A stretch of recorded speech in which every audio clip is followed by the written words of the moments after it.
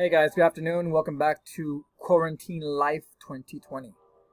You know, in the past when you saw like a cute girl or a cute guy and you're like, hey, let me get your number and let's talk. Well, nowadays with this whole quarantine COVID-19 crisis, that's not going to happen much.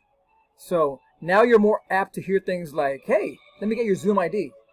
Because as you can see here in front of you, Zoom is pretty much the way of business and the way of the future.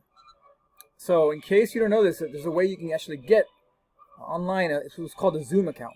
So by creating an account on Zoom, you'll actually see here in front of you. This will enable you to actually have videos with people face to face.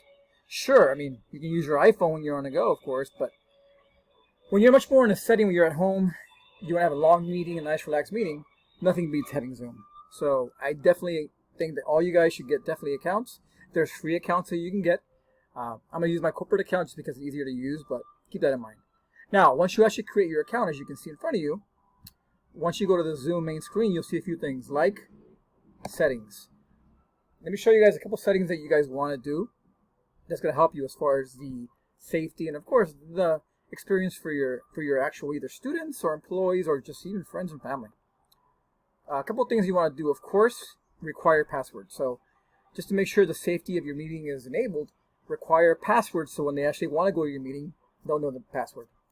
And without that password, they can't get in there. More important things to do too, of course, is mute participants upon entry. So that way, when they actually join your meeting, they'll be muted. So in case they're in a loud vehicle, maybe there's loud feedback, you can enable that by muting it.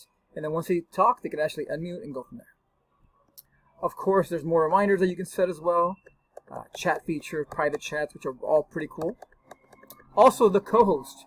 When you're the actual host of the Zoom meeting, you can actually share things. And I'll show you in a second how that works. But allowing co-hosts means that others can actually share too. They can share the screen, they can show their PDF, PowerPoint, etc., etc.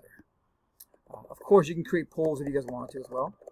Also, very important too, when you put down who can share, just put host only, unless you make somebody else a co-host. Of course, the last one I'm going to show you guys as far as important ones that you want to definitely set would be the following, and that is a waiting room. So this is very, very key to you. When there's meetings that are much more secretive, there's meetings that are important as far as like just different things, you want to only allow people that are supposed to be in that meeting. So by creating a waiting room, you as the host will see exactly who's going to that meeting via names. So if there's a meeting that's very proprietary, that is kind of secret, if you see like fake names up there or numbers, just block them. So that way you make sure at all times who's in that meeting that's supposed to be in that meeting. So keep that in mind. Now, these are all settings that you want to set. Now, once you're ready to do this, of course, once you have it ready and you have people that are ready to meet with you, then of course you go to the top right and you'll see host a meeting.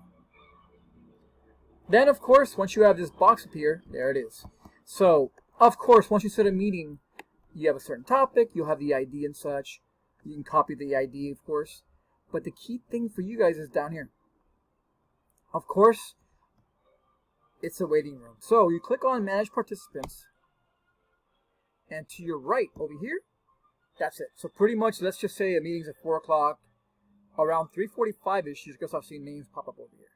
And one by one, you're going to actually let them in. Either let them in or block it from going to your room.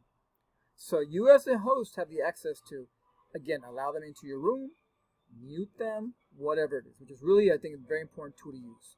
Also, things like muting, of course, your screens, muting your camera as well. Also, which I think is vital too, and that's called share screen.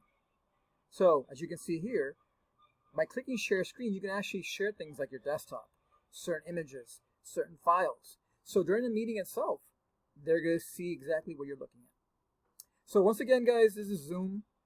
For those of you who want to get in touch with family, friends, or just running your business more effectively, definitely use Zoom. Again, for questions, message me, comments in the bottom below, and of course, subscribe to my page for more info.